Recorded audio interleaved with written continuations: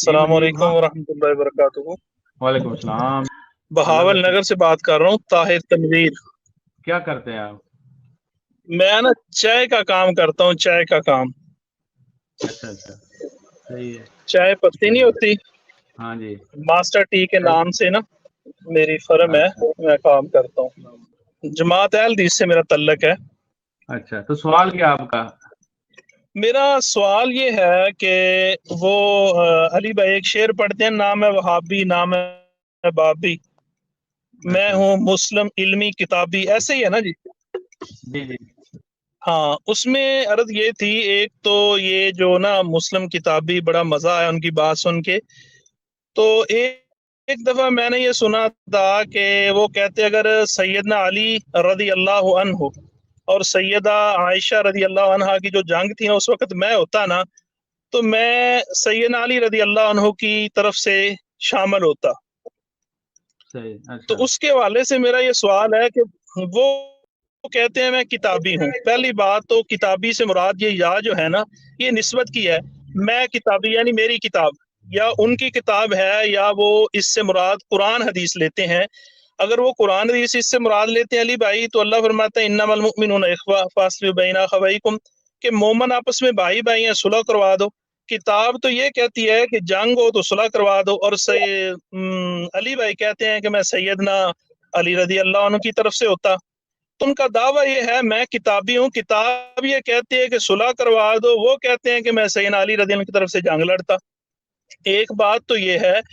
دوسرا، اگر وہ کہتے ہیں کتابی سے مراد میری کتاب، یعنی جو ان کی اپنی کو کتاب ہے وہ ہیں، تو پھر تو ان کو حق ہے، وہ بالکل کہیں کہ ٹھیک ہے۔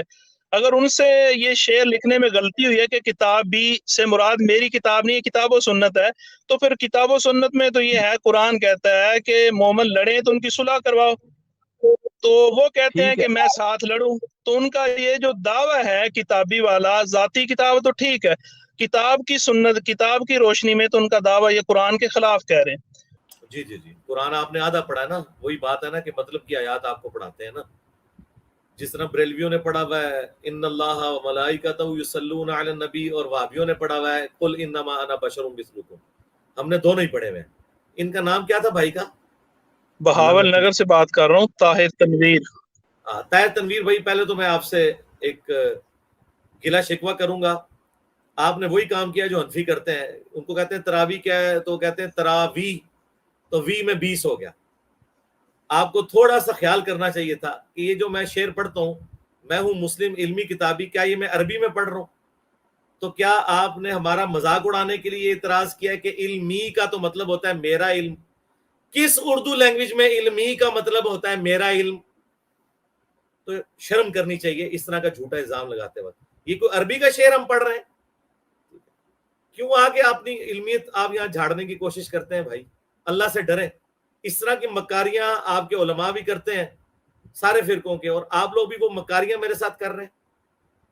انہوں نے کہا علمی کا مطلب ہوتا ہے میرا علم، اور کتاب بھی میری کتاب۔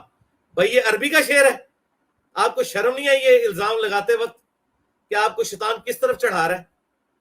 یہ اردو کا لفظ ہے، جس طرح پنجابی، پنجابی کا مطلب یہ نہیں ہوتا کہ میرا پنجاب، پنجابی کا مطلب ہے کہ میں پنجاب والا ہوں۔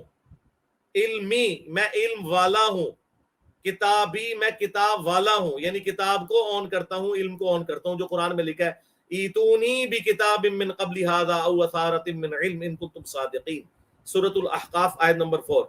اے نبی ان سے فرماؤ اگر قرآن کو نہیں مانتے تو لاؤ کوئی اور کتاب میرے پاس، یا انبیاء کے علم کے آثار، کتاب بھی آ گیا، علم بھی آ گیا، اگر تم سچے ہو۔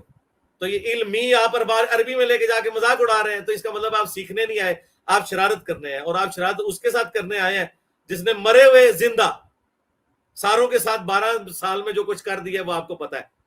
اور اب تو ہمارے اسٹوڈنٹ صرف چپسوں کا پیکٹ اور ساتھ دودھ پتی کا مگ یا بوٹل رکھ کے نا وہ چیخیں انجوائے کر رہے ہیں۔ یہ میں نے اتنی باتیں اس لیے کی کہ مجھے دکھ ہوا آپ کے سوال کرنے کے انداز سے۔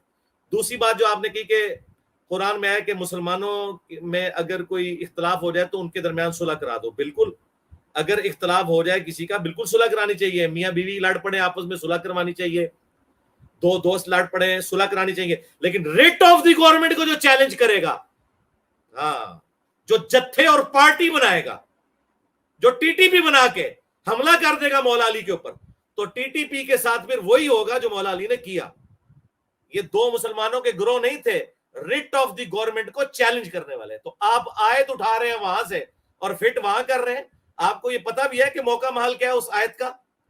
ہاں, حضرت علی اور میر معاویہ بیٹھے ہوتے ایک کمرے کے اندر اور دونوں کا اختلاف ہو جاتا ہے کہ بریانی پکانی ہے یا چکن پلاؤ پکانا ہے, اور وہ آپس میں اختلاف کرتے, ہم صلح کروا دیتے. لیکن حضرت علی ہیں خلیفہ راشد اور ان کے خلاف ایک بندہ باغی بن کے کھڑا ہو گیا, تو پھر قتال ہوگا. اور پھکا یہ ہے کہ منکرین زکات نے اللہ رسول آخرت ختم نبوت کا تو انکار نہیں کیا تھا نا, صرف یہ کہا تھا کہ ابو بکر کو زکات نہیں دیں گے. تو اس وقت صحابہ کرام نے حضرت ابو بکر اور منکرین زکات کی آپس میں صلح کیوں نہیں کروا دی؟